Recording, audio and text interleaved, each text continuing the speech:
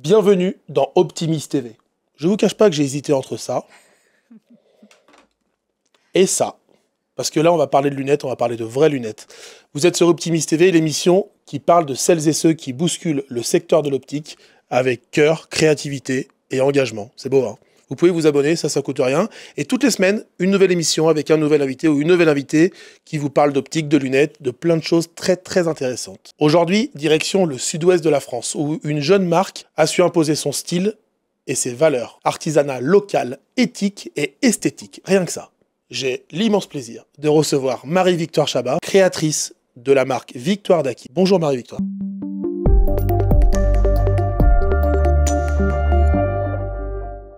« 1300 opticiens font confiance à Liléou, leader français de la téléexpertise chez les opticiens. À votre tour, découvrez Liléou et proposez à vos clients un nouveau service permettant d'accéder à un avis médical, à des conseils de prévention personnalisés et, s'il n'y a pas de contre-indication, à une ordonnance en moins de 48 heures en moyenne. Avec Liléou, devenez un acteur de la santé visuelle. » Bonjour Maxime. Merci d'être avec nous. Ouais, merci pour cette intro incroyable. C'est pas proche quand même, Lyon-Osgore. Hein. Il y a un petit peu de route. Donc franchement, ça nous fait vraiment plaisir. Mais c'est un plaisir de venir à ta rencontre. On va parler de ton histoire, de ta créativité, de tout ce qui te passe par la tête. Tu regardes un petit peu Optimis TV ? Un petit peu. Ouais. Parce que je suis plus souvent la tête dans le guidon que normal. Voilà, à regarder l'actualité. Mais j'avoue que les quelques interviews que j'ai pu voir que tu as faites, je trouve ça extra. Cette facilité d'échange que tu as avec la personne en face de toi et aussi le retour qu'il y a où les gens se sentent à l'aise et c'est intéressant. On essaye, on fait ça avec passion. Et bonne nouvelle, toi qui fais beaucoup de routes, maintenant ils sont sur toutes les plateformes de podcast. Super. Donc tu peux l'écouter dans ta voiture, Spotify, Apple Music, tout ça, tout est podcasté. Génial. Donc ça c'est la nouveauté, donc voilà, comme ça fait l'occasion d'en parler. Marie-Victoire, raconte-nous ton parcours. Qu'est-ce qui t'a mené à créer cette marque de lunettes? Raconte-nous un petit peu ce que tu as fait avant et ce qui t'est passé par la tête quand tu t'es dit je vais créer cette marque. Alors ça remonte à il y a quelques années, puisqu'en fait j'avais 18 ans, je sortais à peine du BEP d'optique. Et je voulais absolument dessiner. Je m'étais passionnée de la fabrication, on faisait un petit peu de façonnage à l'atelier et j'adorais. Je voulais le faire, j'avais demandé à mes profs comment le faire, comment apprendre à dessiner. Et à l'époque, ils m'ont dit non, toi, il faut que tu ouvres ton magasin. Donc ils n'ont rien compris. T'es destiné à ça. Voilà. Des profs. Évidemment. Donc je leur ai dit, c'est pas grave, vous savez quoi, je vais aller bosser en magasin. Après, je serai représentante et un jour, je créerai des lunettes. C'était ton projet de vie. Exactement. Tu as eu ton BEP en quelle année 18 ans. 2000. Donc, 18 ans. J'ai plus 2000 combien. Ok. Et 2000. Combien de temps après tu as créé cette marque 22 ans après. Ouais. Voilà. Donc, c'était ton projet de vie, mais tu ne savais pas trop quand. C'est ça. Tu étais, en tout cas, focus là-dessus. Oui, à la fois, il y a des moments de vie où je l'ai complètement oublié parce que j'étais bien dans ce que je faisais. J'ai toujours aimé chaque moment des métiers que j'ai pu faire. Mais là, c'était le moment. Voilà.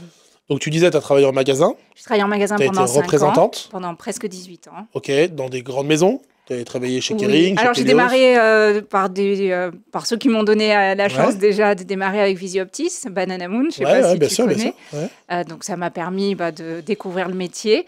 Et ensuite, j'ai bossé pour Luxottica avec Prada, toujours sur le sud-ouest. Mais j'ai adoré ce moment d'échange et de partage qu'il y avait avec le client. C'était pas seulement mon but de leur vendre des lunettes, c'était aussi de comprendre leur marché, les problématiques.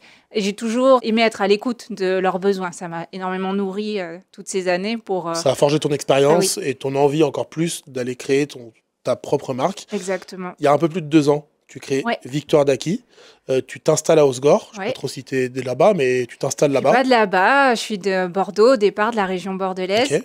Et en fait, Osgore, c'est notre ville de cœur avec mon mari. Okay. On y passe avec notre petite famille toutes nos vacances, tous nos moments. Et on s'est dit, quitte à installer, à créer une société, c'est plus sexy et glamour qu'elle soit au bord de l'eau. Ça t'apporte quoi dans ton quotidien professionnel et personnel d'habiter là-bas ? Je m'émerveille à chaque fois que j'arrive à Osgore. C'est idiot, tout le monde me dit mais n'importe quoi. Mais voilà, à chaque fois que je vois les pins, à chaque fois que j'entends l'océan, qu'il y a cette petite odeur iodée. Les gens aussi, les gens en bord de mer, ils n'ont pas du tout la même relation. Tu vas au supermarché, on te dit un grand bonjour, on te demande si ça va. Enfin, à Paris ou à Lyon, c'est sûr qu'on a un peu moins il y a un peu moins ça. Tu es avec ton vélo sur la piste cyclable. agréable. Tout le monde se dit bonjour. Enfin, Oui, voilà, il y a un bon mood, une bonne atmosphère. Et moi, j'adore. Donc oui, je m'y sens bien. Et tu t'en lasses pas? Non, je m'en lasse pas. Okay. Non. Trop bien. Tu as créé la marque Victoire d'Aki. Bon, Victoire, on comprend un peu. D'Aki, on comprend aussi. Tu peux nous expliquer un petit peu l'origine de d'Aki, tu sais ce que ça veut dire? D'Aquitaine? Alors voilà, il y a deux options. Pour moi, c'était ça. Mais... Alors celle-là, c'est celle que les gens pensent quand on est au-dessus de Bordeaux. Mais en fait, d'Aki, ça veut dire d'ici en patois. Hein?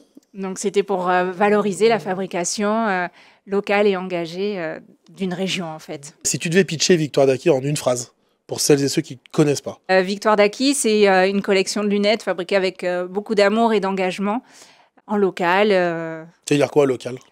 Local, c'est de sourcer la matière première au plus proche pour moi. Donc, c'est prioritairement en France. J'ai mes plaques d'acétate qui viennent de France, d'Italie quand j'ai pas trouvé en France. Et tout ce qui est rivet aussi. Les charnières viennent d'Allemagne, mais les rivets sont faits en France. Donc, ça, j'en suis super fière. La fabrication, l'assemblage. La fabrication, on reçoit nos plaques d'acétate, on reçoit nos charnières et nos rivets. Et donc, de là, on compose complètement la lunette. Tout est fait ici? Tout est fait à l'atelier. Il est où l'atelier? Il est à Osgore. Il est là où tu habites? Il est là où j'habite. Okay. Il est visitable?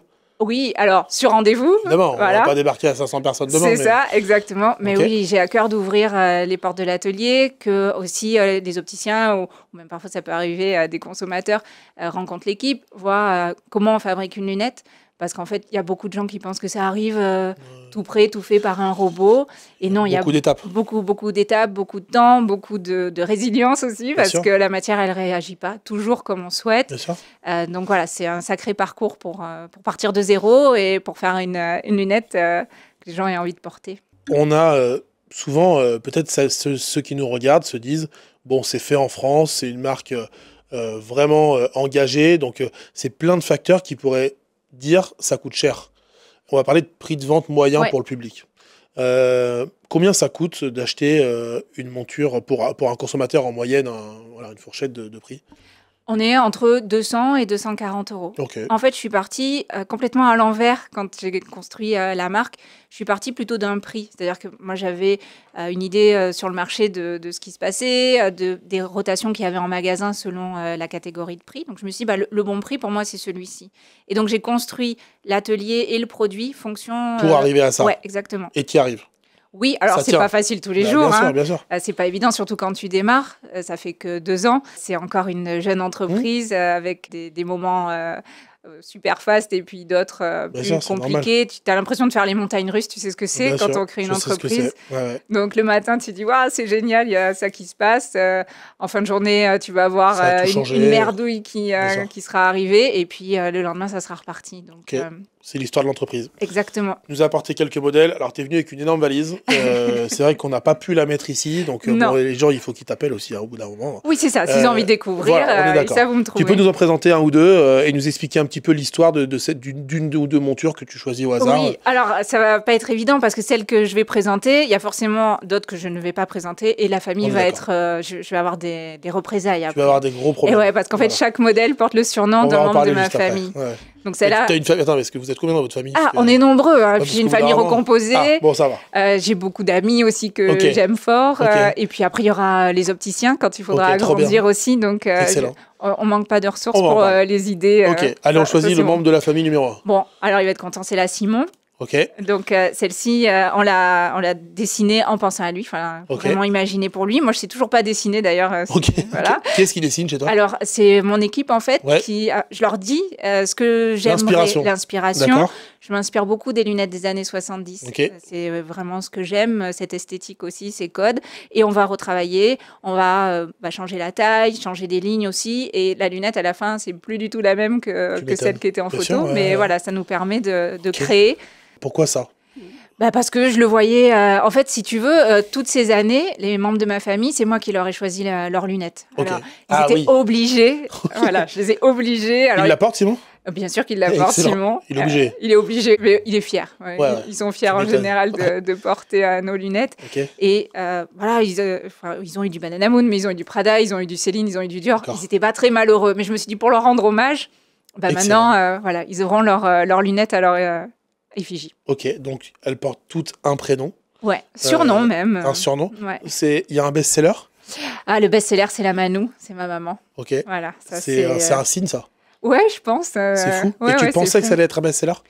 Non, j'en savais rien. Tu savais rien? Non, j'en savais rien. Quand on démarre, déjà, quand tu vas voir tes premiers clients, c'est forcément les clients que tu aimes le plus. Hein, forcément. Et je ne savais pas comment ils allaient réagir. Et quand tu ouvres la valise et que tu vois qu'ils ont le sourire, parce qu'ils te reçoivent, parce qu'ils te connaissent. Bah oui. Et qu'ils ont le sourire et qu'ils te disent, on va les faire, tu es sacrément fier. Ouais. Et surtout quand ils te les réassortissent. Ça, c'est le meilleur moment. Ouais. Ok. Oui. Question qui me vient comme ça. Donc, tu donnes des prénoms, en fait, aux montures. Mais il t'est déjà arrivé de donner un prénom à une monture et de ne plus parler à la personne? Ah, non, un truc pas de fou, encore, ça. Mais... Parce que là, tu dis, oh putain, c'est le best-seller. C'est ça. Et là, il y a une petite embrouille, j'ai plus trop envie de la vendre, quoi. Non, alors, non, c'est pas arrivé, mais ça pourrait. Non, ça peut pas, là. Ça peut pas, Non, là, ça serait impossible. Mon problème, là, que j'ai, c'est parce qu'il va falloir que j'en sorte de collection. Il va falloir leur annoncer. Et là, ça va être comme à Koh-Lanta, tu vois. Il va falloir que j'éteigne le flambeau de quelqu'un. Déjà, la sentence est irrévocable, c'est bon, terminé. Hop, ok. Et tu sais qu'à chaque repas de famille, ils me disent, alors, est-ce que c'est moi la meilleure vente? Ok, d'accord. Bon, si ça reste à maman, ça met tout le monde d'accord. Voilà. Là, il n'y a pas débat. On est d'accord. Tu fabriques en petite série? Plutôt petite série. C'est quoi une petite série? Alors, une petite série, on va, quand on lance un modèle, on va le faire dans 30, entre 25 et 30. Okay. Couleurs confondues. Enfin, tu vois, il y a un mix couleur, mais on va produire par cette quantité-là. En fait, on produit à la demande, on peut refabriquer. Et en fait, je produis en fonction des commandes qu'on a en portefeuille et on a toujours un petit peu d'avance. Comme ça permet de répondre rapidement à une demande de réassort. On va livrer une commande, ça dépend des moments, il faut être honnête, mais entre 3 et 7 semaines à peu près. Et un réassort, on peut le livrer entre 2 et 3 semaines. D'accord. Mais du coup, tu n'as pas beaucoup de stock. Non, on n'a pas beaucoup d'avance. Pour répondre, justement, peut-être pour éviter la surconsommation, c'est surtout pour ça. Jeter. Parce qu'il y a un modèle qui peut fonctionner très bien dans une couleur pendant 3 mois et 6 mois plus tard, il ne se vend plus. Donc l'avantage, c'est ça, c'est qu'on est super flexible et adaptable à l'atelier. Et que voilà, si le matin, on nous dit c'est celle-là qu'il nous faut, peut-être dans l'après-midi, on l'a remise en prod. Et après son cycle de tonneau, elle est prête. Très bien. Voilà. Tu attaches une grande importance à l'artisanat et à le sourcing local. Oui. C'est peut-être une question bête, mais ça dépend des personnes, en fait. On n'a pas tous les mêmes moteurs. Ouais. Et du coup, pourquoi tu as fait ce choix? En fait, c'est vraiment pour moi une question de bon sens. C'est-à-dire que faire venir des choses de l'autre bout de la planète, quand on a au plus près et que ça peut faire vivre une économie aussi locale, c'est bénéfique pour tout le monde. Donc moi, je trouve que d'acheter ma matière première en France, principalement, qu'on les consomme en France, c'est tout un cercle vertueux. C'est logique, en fait. C'est logique. Ça ne voyage pas trop. Donc, on est là aussi pour essayer de faire attention à la façon dont on consomme les choses. Donc, pour moi, c'est important. C'est les valeurs que je voulais transmettre. On m'a dit, quand j'ai démarré, tu verras, tu feras comme tout le monde, tu commanderas en Chine. Tu arrêteras de faire tes lunettes, tu les feras faire en Chine. Bien évidemment que je pourrais vendre la même chose fait en Chine. Et ça choquerait personne, mais c'est pas du tout. C'est pas pour ça que tu as fait ça. C'est pas pour ça que j'ai fait ça. Et le jour où tu seras obligé de le faire, je le ferai pas en fait. Tu le feras pas. J'arrêterai. Okay. C'est que c'était pas le bon moment et que j'aurais pas mis les bons ingrédients pour que ça fonctionne. Okay. Donc là, j'ai essayé de tout mettre. Encore une fois, tout ce que les opticiens ont pu me dire et m'expliquer, je l'ai mis à profit. Pour essayer de faire une collection de lunettes qu'ils aient envie d'acheter et de vendre surtout. Ça, c'est super important. Franchement, bravo, parce que déjà, tu parles de ton produit et de ton histoire avec tellement de passion. Enfin, tu transpires la passion. Enfin, franchement, c'est joli. Moi, j'ai regardé la collection, mais tu transpires la passion. C'est assez exceptionnel. Enfin, franchement, donc, vraiment, franchement, moi, c'est comme toi, avec ce que tu fais. Oui, mais bon, tu vois, quand on le fait avec passion, c'est quand même un peu plus sympa de se lever le matin. Quel rôle joue l'humain dans ta boîte? Parce que vous êtes combien déjà? On est 3, on est une toute petite équipe. D'accord. C'est hyper important parce qu'en fait, sans eux, sans chacun de nous, il n'y a rien qui existe en fait. Vous êtes des maillons complémentaires? Complètement complémentaires. Okay. Ouais. Et comment tu décrirais la dynamique dans la boîte actuellement? C'est assez familial. Ouais. Pour moi, on doit s'entendre et passer des bons moments quand on passe des journées ensemble à l'atelier. y a toujours du sourire, des moments de rire, de partage et d'échange. Pour moi, c'est mon moteur en fait.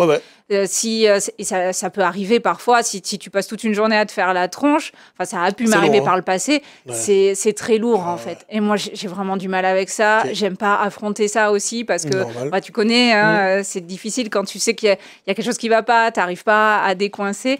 Voilà, c'est terrible mais ça peut arriver. Aujourd'hui, ça va ? Aujourd'hui, ça va super bien. Je touche du bois. Cool. Je suis heureuse des gens qui m'entourent, la façon dont on travaille, la façon dont on met les choses en place et le cœur avec lequel c'est fait. Parce que c'est des gens qui se battent parce qu'ils croient en projet. Et ça, c'est hyper important. Top. J'ai beaucoup de chance. Franchement, je pense qu'ils l'ont aussi, la chance. Elle s'adresse à qui, tes lunettes ? C'est qui la cible ? La cible, elle est assez large parce que c'est une famille. Donc, on peut aussi bien proposer aux hommes qu'aux femmes, à des jeunes aussi. Il y a des très jeunes, on ne peut pas dire des enfants, des ados de 10-12 ans qui en portent aussi, comme des grands-parents. Donc, moi, je n'ai pas de cible type. Ce que j'ai envie, c'est que les gens se sentent bien dans les lunettes, qu'ils se reconnaissent, en fait, et que ça leur apporte un nouveau look, un style. Ça peut être monsieur, madame, tout le monde. Exactement. Qui a flashé sur une paire de lunettes, etc. Et des gens, c'est vrai que s'ils sont sensibles à la fabrication, si ça les touche aussi, j'ai tout gagné mon pari, en fait. Voilà. Ça se passe comment, le business, en ce moment ? Écoute, c'est assez en dents de scie. C'est-à-dire qu'il y a des moments où les opticiens bossent super bien et puis pendant 2-3 semaines, ils vont rien faire. Donc, si tu passes à ce moment-là, tu ne prends pas de commande. Et si tu passes au bon moment... on va dire que c'est instable. C'est très instable. Mais à la fois, quand tu discutes avec eux, si tu regardes au global, le business, il est quand même correct. Donc, c'est ça qui compte, en fait. C'est ça. Et c'est difficile parce que je pense certains ont connu des moments un peu plus linéaires. Et c'est pas le cas aujourd'hui, donc c'est dur quand tu vois personne pendant 3 jours. T'as pas l'habitude. Non, et puis toi, t'arrives pour proposer de vendre tes lunettes. Évidemment, c'est le premier budget que tu coupes. Quand t'as personne, tu dis je vais pas acheter. Dernière priorité, effectivement. Et voilà. Mais au global, je pense que les opticiens regardent quand même de plus en plus. Ils n'y sont pas tous attentifs, mais ils regardent à consommer différemment. Et ça fait plaisir. Justement, c'était un peu une question que je voulais te poser. Est-ce que tu sens, toi qui as travaillé dans des grands groupes, est-ce que tu sens qu'il y a une tendance à reconsommer des marques indépendantes ? Ou est-ce que c'est compliqué quand même, mine de rien, de se faire une place dans un paysage où... Ça reste quand même compliqué parce que... Alors moi, j'ai vendu, le luxe, ça donne envie, c'est porteur. Il y a une histoire, il y a beaucoup de marketing derrière. Donc, c'est un peu la facilité aussi pour l'opticien. Mais il y en a qui ont envie de raconter une autre histoire plus personnelle. Il y en a de plus en plus ou c'est quand même... Ça reste encore petit, ça reste une niche, on va dire. Ça reste encore une niche. Mais moi, j'ai bon espoir que ça continue, mais tous les opticiens n'ont pas envie de se casser la tête à raconter. Ils veulent que ce soit facile parfois. Et à la fois, j'ai quand même un petit peu plus de 120 magasins qui travaillent avec nous. Et ils me le disent, ils sont fiers de vendre les lunettes et de raconter l'histoire. Oui. Ça, quand génial. Ils adoptent la marque, ils l'adoptent pour de bon, quoi. C'est ça. Et moi, c'est ce que je souhaite. Il faut que ça soit vraiment un partenariat. Non. Tu es référencé dans les centrales, les grands groupes, les magasins comme ça ? Non, je ne suis pas référencée. C'est un choix de ta part ? Alors, pour être honnête, je voulais proposer un prix qui soit le vrai prix. Et quand il faut s'amputer d'une partie avec les centrales, voilà. Moi, j'avais espoir, j'en ai sollicité certaines pour leur dire, si vous avez envie de mettre en avant la fabrication locale, faites-le, mais aidez-nous, nous demandez peut-être pas des... Et ça répond pas spécialement favorablement ? Pas forcément. Pas en ce moment. Bien sûr, ils font des efforts, mais ça reste pour moi encore beaucoup trop coûteux. Okay. Comment tu qualifierais la relation que tu as avec les opticiens ? Elle est assez exceptionnelle. Tu étais opticienne. Encore une fois, on a expliqué ton parcours, mais comment tu la qualifies, la relation avec les opticiens ? Moi, vraiment, quand je te dis exceptionnel, c'est vrai parce que je me dis, OK, ils me connaissaient, mais je débarque avec une collection, un atelier de fabrication. C'est quand même, c'est casse-gueule, quoi. Ils auraient pu recevoir des lunettes avec une branche ou pas les deux, j'en sais rien. Ils m'ont fait confiance. Ils continuent de me faire confiance. Ils valorisent la marque en magasin. Donc, j'ai beaucoup de chance d'avoir les clients que j'ai. C'est ce qui fait qu'on existe. Tu as envie de continuer. Oui.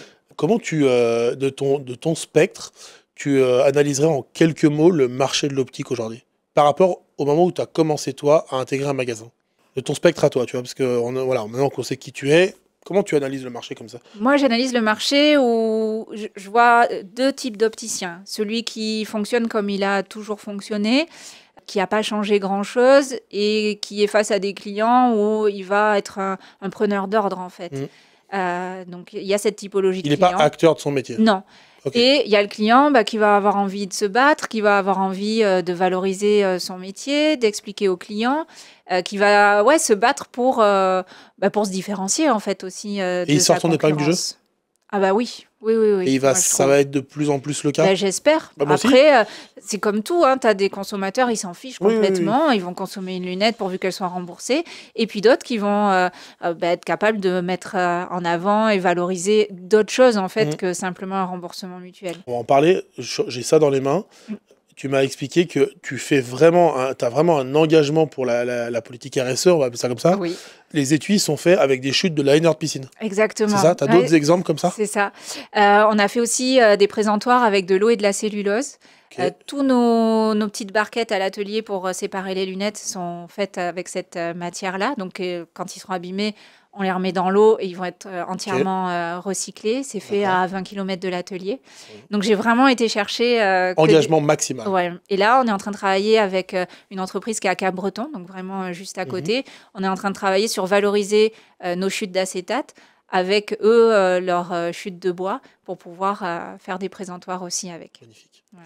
S'il n'y a pas un engagement de réemploi de la matière, je préfère parler de réemploi que de recyclage, parce que quand tu réemploies, tu consommes moins d'énergie. Et voilà, c'est toujours la priorité et la recherche première, en tout cas pour les accessoires pour la lunette. Okay. Pour la lunette en elle-même, je voulais une matière qui ait fait ses preuves et où je savais que j'aurais pas de soucis, en fait, qu'il n'y aurait pas de débat. Mais je suis toujours en recherche d'une matière qui puisse... avoir un engagement aussi plus fort que l'acétate. Okay. Quelles sont les plus grandes réussites de Victoire d'Aqui jusque-là? Les plus grandes réussites, c'est déjà d'avoir réussi à faire fonctionner toutes les machines qu'on a à l'atelier, d'apprendre à s'en servir, de savoir utiliser maîtriser l'outil. Exactement. Okay, c'est ça, c'est même si des fois il est capricieux, normal. Mais c'est quand même une réussite. Okay. Et d'avoir du réassort chez les clients. Et quand aussi, ça arrive parfois, j'ai des petits mots d'un consommateur... d'opticien qui m'envoie un message et qui me dit qu'il a trouvé l'histoire extraordinaire et qu'il est hyper content d'avoir choisi nos lunettes. Ils sont fiers en fait. Ouais, vraiment. Trop bien. Qu'est-ce qui fait que le matin, alors j'ai quand même l'impression que, en tout cas, tu dégages une énorme bonhomie, enfin, t'es hyper joyeuse, mais qu'est-ce qui t'anime le matin? Pourquoi tu te lèves? En fait, j'ai l'impression que ce que je fais aujourd'hui, je le fais depuis toujours et que j'étais faite pour ça. Je me lève parce que il y a plus de questions. Avant, tu sais, je me levais le matin, je me disais quelle journée, qu'est-ce qui va se passer, voilà. Et là, bien sûr, j'ai des échéances. Bien sûr, je me dis ça, il faut absolument que ce soit fait là. C'est toujours le nerf de la guerre, c'est de rentrer suffisamment de sous pour faire vivre toute cette entreprise. Normal. Mais en fait, je suis heureuse de faire ce que je fais et je suis fière de faire ce que je fais parce que il y a pas d'ombre au tableau dans le sens où c'est fait pour toi. C'est ça, exactement. Qu'est-ce que tu ferais différemment si c'était à refaire? En fait, je pense que je referais tout pareil parce que j'ai fait des énormes boulettes, des erreurs. Et en fait, si je les ai faites, c'est qu'il y avait une raison. Et c'est ce qui m'a construit, ce qui a construit l'entreprise. Les erreurs, elles sont faites aussi pour aider à grandir. Mais c'est une belle philosophie, parce que ça permet d'avancer. De toute façon, j'ai pas le choix. Je les ai faites, donc il faut les assumer. Problème, c'est compliqué. Ça. Comment t'imagines la boîte dans 5 ans? Si tu devais l'imaginer objectivement. Objectivement. On peut rêver, mais on est. En fait, l'imaginer où j'aimerais qu'elle soit comme ça. Ouais, voilà. Tu vois, j'aimerais. Comment tu aimerais qu'elle soit?